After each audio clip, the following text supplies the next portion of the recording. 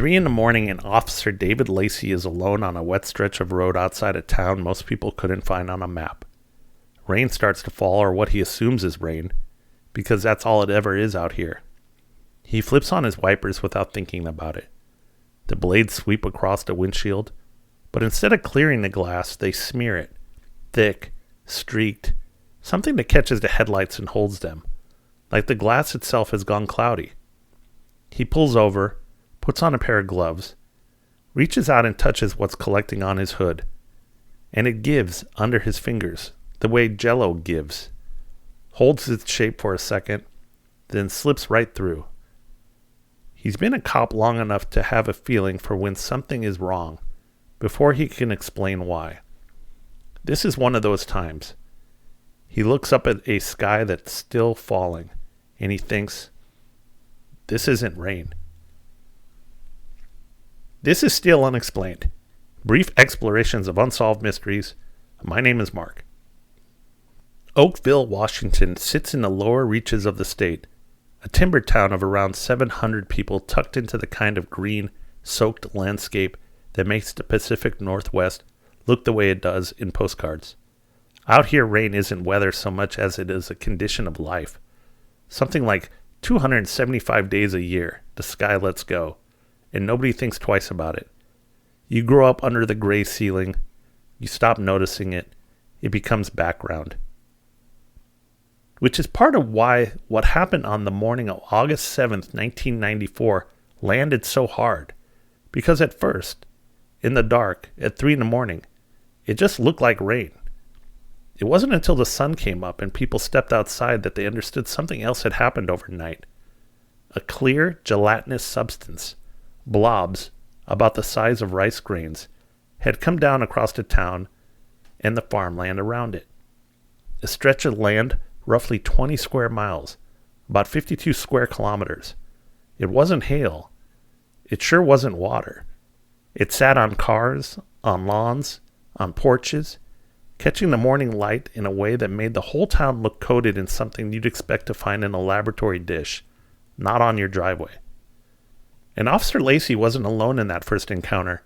Across Oakville that morning, people were finding the same thing, the same texture, the same unsettling wrongness. This was, as it turned out, only the beginning. Over the following 3 weeks, the sky over Oakville would do this 5 more times. 6 storms total. 6 mornings where residents woke up to find their town glazed in something that nobody could name. Here's the thing about a small town. Everybody knows everybody, and that word travels the length of Oakville in about the time it takes to make a phone call. So it didn't take long before the goo stopped being a strange story and started becoming a health concern. People got sick. Not a little sick. Residents described a flu that wouldn't let go, one that stretched on for 2 or 3 months in some cases. Vertigo bad enough to knock you off your feet. Nausea. Trouble breathing. One local woman, Dottie Hearn, ended up hospitalized for 3 days with a severe inner ear infection that hit right around the time the blob started falling. She wasn't imagining a connection. Nobody who lived through it was. And it wasn't just people. A resident named Beverly Roberts kept track of what was happening to the animals in her neighborhood and came up with at least a dozen dead cats and dogs.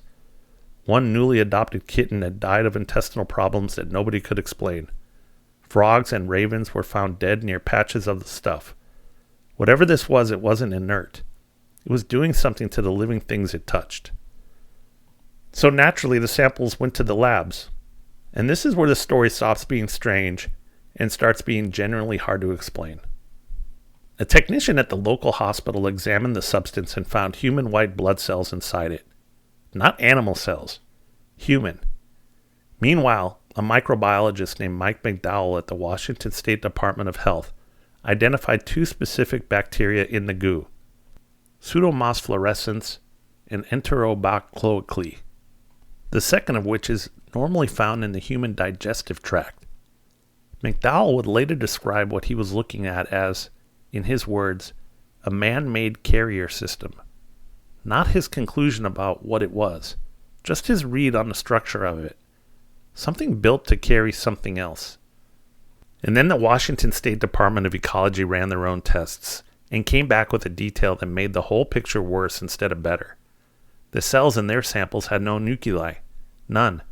Which matters more than it might sound like it does. Because every complex living cell that's ever existed on this planet, every plant, every animal, every human being, carries a nucleus. A cell without one isn't supposed to belong to anything that was ever alive in the way we understand life. So now, you've got a single substance that supposedly contains human white blood cells, digestive bacteria, and cellular material that technically shouldn't exist at all. 3 findings that don't just fail to agree with each other, they actively contradict each other. That's the moment in this case where I stop and I sit with it for a second, because I don't know what you do with these 3 different kinds of impossible things showing up in the same sample. So here's where it gets even more complicated, because the story doesn't end with confusing lab results. It ends with the lab results disappearing. Mike McDowell went back to check on his samples one day, and they simply weren't where he'd left them. Gone. When he started asking around trying to figure out what happened, the answer he got from colleagues was 2 words. Don't ask. That's it.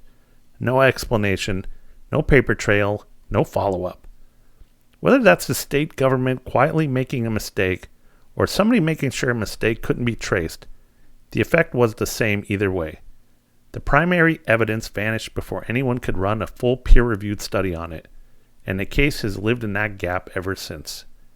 Let me walk you through what people have actually proposed, because there's more than one direction this goes, and every one of them has a real hole in it.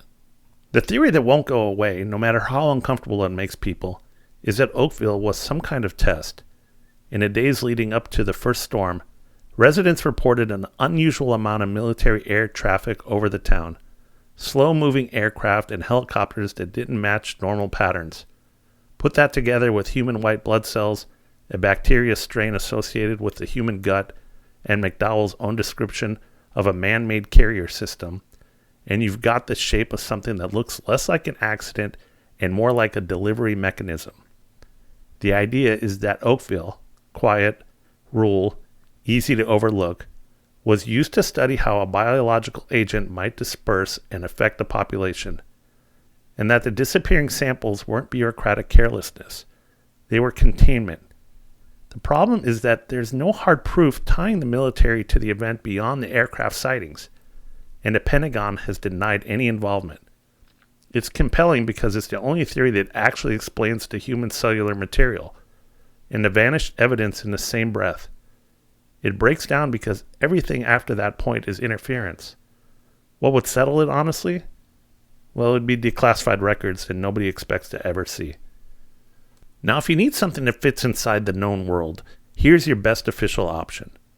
The U.S. Air Force confirmed it was running live bombing exercises out in the Pacific that August, roughly 50 miles offshore. Call it 80 kilometers. The theory goes that those explosions shredded schools of jellyfish and sent the remains high enough into the atmosphere to drift inland and rain down over Oakville. It's a real phenomenon. In miniature, jellyfish tissue is gelatinous and can survive in brief airborne transport. But that's a long way to carry soft tissue, and it happens 6 separate times over 3 weeks with no accompanying salt smell, no rot, nothing that jellyfish remains would almost certainly bring with them. It's the kind of explanation that sounds reasonable until you actually try to walk the physics of it. Then it gets shaky fast. A similar theory that the goo was aircraft lavatory waste got knocked out almost immediately because the waste is treated with a chemical that dyes it bright blue, and what fell on Oakville was clear. Here's the angle most researchers quietly land on when they want a grounded answer, and it's the one that's aged the best. There's a phenomenon called star jelly, or stella terrae, that people have been describing since at least the 14th century. Gelatinous material found on the ground, often after unusual weather. Historically, folks blamed it on falling stars. Modern science points instead to things like slime molds, certain algae, or most commonly, sodium polyacrylate, a superabsorbent polymer used in everything from diaper linings to agricultural soil treatments. Dry, it's invisible. But add rainwater, and it swells into a clear jelly-like mass that looks exactly like what people found on their lawns in 1994. A nearly identical event in Bournemouth, England in 2012 was traced right back to the same polymer. It's a tidy, physically plausible answer, and it may well account for at least some of what fell on Oakville. But where it runs into a wall it can't get over is the biology. Sodium polyacrylate doesn't explain human white blood cells. It doesn't explain a specific gut bacteria. And it doesn't explain a dozen dead animals and months of respiratory illness across the entire town. It's a good answer to part of the mystery, but only part.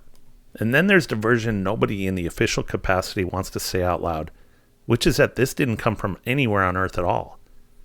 Star jelly's folklore ties it to meteor showers going back centuries, long before anyone had a word for polymers. If you take seriously the findings of cells with no nucleus, cellular material that by every rule we know shouldn't be able to exist, some have wondered whether Oakville was touched by something that arrived from outside our atmosphere entirely. Biological material, riding in on something that fell from the sky the same way it did in medieval accounts of star jelly centuries earlier. Panspermia, the idea that basic material life can travel between worlds, isn't a fringe concept in astrobiology. It's a genuinely studied hypothesis.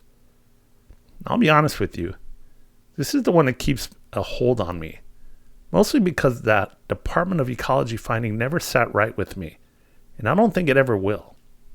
It's compelling because it's the only theory that actually makes peace with the impossible cell structure instead of ignoring it. It breaks down because there's no direct evidence of anything extraterrestrial, only an absence, a gap in normal biology that something has to fill. Settling it would take another event caught fresh, tested immediately, before any sample has the chance to disappear. I don't have a tidy answer for you on this one, but neither does anyone else who's actually looked closely at it. What I keep coming back to is that this isn't a case where one explanation obviously wins. It's a case where 3 or 4 explanations are each partially true, and none of them is the whole story. Because here's the part that makes Oakville different from most of the cases I bring you. It didn't stay in 1994. In April of 2025, similar blobs turned up in Rochester, though the samples melted before anyone could get them tested.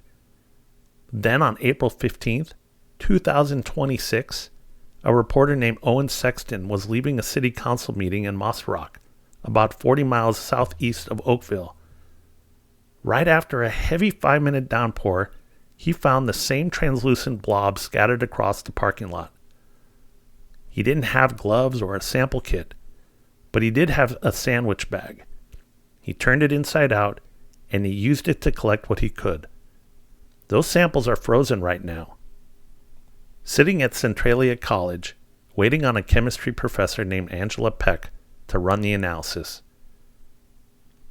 A biology professor named Kelsey Jewell has already floated the sodium polyacrylate theory again, potting soil amendments, washing out of a nearby hardware store. Maybe that's all this is. But it's the same explanation offered in 1994, and it didn't cover everything then either. So this case is still open, in the most literal sense.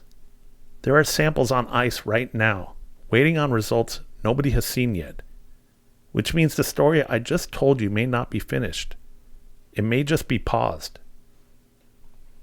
I keep thinking about David Lacey, that officer from 30 years ago, standing on the side of a dark road with a gloved hand, looking at something smeared across his windshield that he knew immediately without needing a lab to tell him wasn't rain.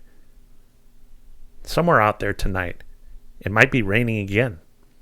And if it is, I wonder if anybody's going to pull over and look closely enough to notice. That's where the facts stop and the questions take over. Still Unexplained is created and hosted by me, Mark Evanoff. You can find the show and episode previews at www.stillunexplained.com and follow us on Instagram at StillUnexplainedPod for brief video previews often featuring actual images and visuals from the cases. Please follow the show. It helps new listeners find Still Unexplained.